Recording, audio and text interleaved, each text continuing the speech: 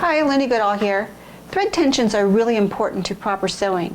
It makes a secure seam, it keeps the stitches flat, and it keeps the fabric from puckering. So let's see how to adjust the tensions on your machine.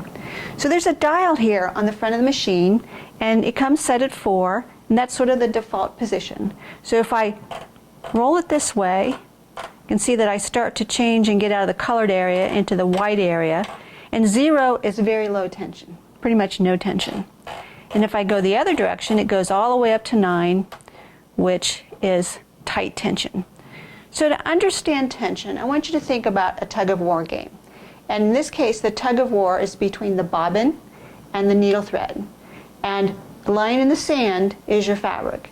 So if the bobbin is winning, it's too strong, it's pulling the thread, the top thread, to the back. And it can be because the bobbin is too tight or the top thread is too loose. Maybe your top is set at 1 or 0 or something like that. If you're seeing bobbin thread on the top, it means either your bobbin is too loose or your top thread is too tight. So it's pulling across that line in the sand and you're seeing bobbin on the top. So that's the best way to think about thread tension. Now we really only adjust the needle tension on this machine. Yes, we can adjust the bobbin, but generally we don't do that. So if we set this at 4, that would be the normal position, and you can actually set it any one of these notches in between a number.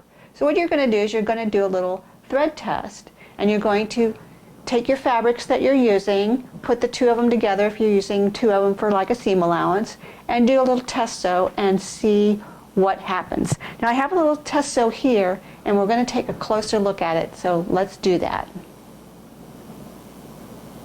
So here's my tension test sample, and I've marked the front, and I've just used 2 pieces of fabric. I've got hot pink in the top and navy blue in the bottom. So I've just numbered my samples from left to right, from 0 all the way up to 9. And from the front, it's kind of surprising, they all look pretty much the same. But let's flip it over and take a look at the back. So now we're looking at the back, and you can see that I have tension 0 right here on the left, and it looks really nasty. We see a lot of pink from the top thread on the back, and the bobbin thread looks really loose. So you might be tempted to think, oh, my bobbin thread is too loose and my top thread is too tight.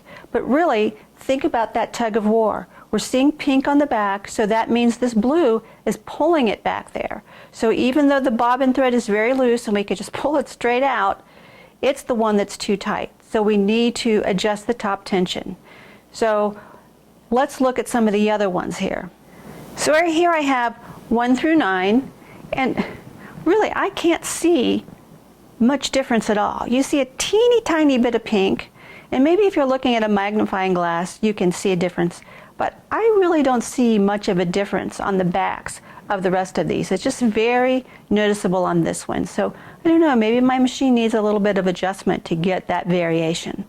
So this is what you need to know about adjusting tensions and how to get them balanced. We want to have them even so that we don't see pink on the back or black on the front. We want them balanced and even. And you'll have a perfect stitch that way.